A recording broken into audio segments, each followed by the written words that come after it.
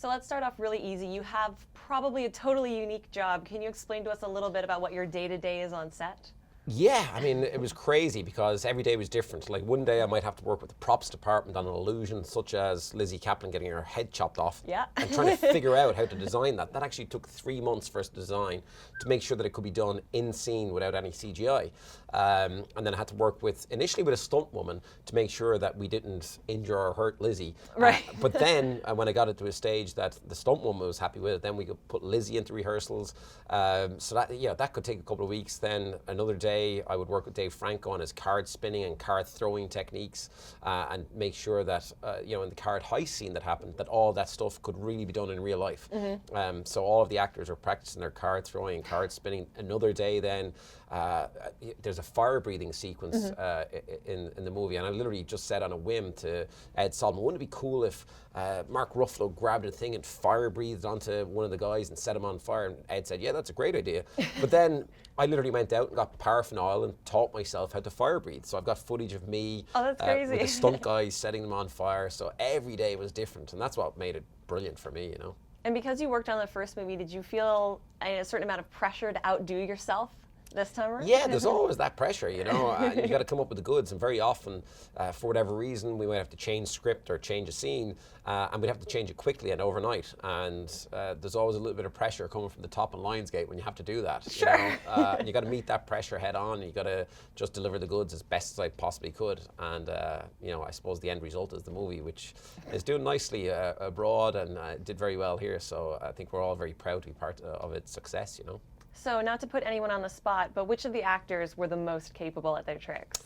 I think, look, I'd have to pick two. I think one, Dave Franco is amazing at card throwing and card spinning to the extent that if he wanted to, if he dedicated himself enough, he could break a world record, I think. If he really wanted to do it, he could. And then Woody Harrelson is the hypnotist and mind reader in the movie. And Woody was wandering around with me late at night in London, and then we'd be in a bar and he'd be hypnotizing people and he'd be, hacking into their brain. Like, for example, I want you to think of somebody you haven't called in a while, somebody you haven't phoned in a while, right? Okay. You got somebody? Yeah. Okay, good. Focus on that person. Don't say anything out loud, but I want you to just imagine that you're picking up the phone. Just use your imagination. You don't have to do anything. Imagine you're picking up your phone and you're calling him or her, but don't say anything out loud. Just focus on whether it's a male or female. This is a man. You're picking up the phone and you're calling a man. Is that correct? Yeah. Good. And I want you to imagine that you're just saying his name. You're opening up the conversation. Don't say it out loud. Just imagine that you're saying his name. I'm going to try something. Whatever the third letter is in his name, let's go with that. Third letter? Mm-hmm. Okay, think of that letter. Okay, and just look at me. A, B, C, D, E, F, G, H, I, J, K, L, M, N, F, A, B, C, D, E. Is it an E? No, O. It's an O, isn't it? No, A. It's an yes. A. It's an A, yes. I'm just reading you now, so it's an A. Yes, in your mind, say his name now. Now that I know that the third letter is an A, just say the name over and over and over again in your mind, as if you're calling him, hey, I'm not sure exactly, but I'm going to go with... there's a reason that you haven't talked to Brandon in a while. You need to give Brandon a call. It's Brandon, isn't it? That's crazy. Yeah, Brandon. Wow. Can I ask one final question? Sure. So you were talking about card throwing earlier, and because we're Comicbook.com, when the Gambit movie finally comes around, are you going to be the guy behind Gambit?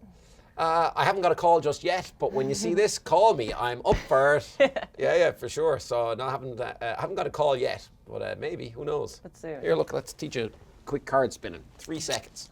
Here we go. All right, you grab one. I'll grab one. So hold it like this in your left hand. Take your other hand like this. Scissors. Go around the opposite corner, up around. Good. It's all about the flick of the wrist. Okay. Okay. So the power comes from the arm, but then to get the momentum of the card going, you need to spin your wrist at the end and kick it out. So kind of like this. Okay, and you try it. Try another one. Go again. Up around. Got to kick the wrist out. Kick the wrist out. There you go. Thank you so much. That was really Gambit. fun. Come see me.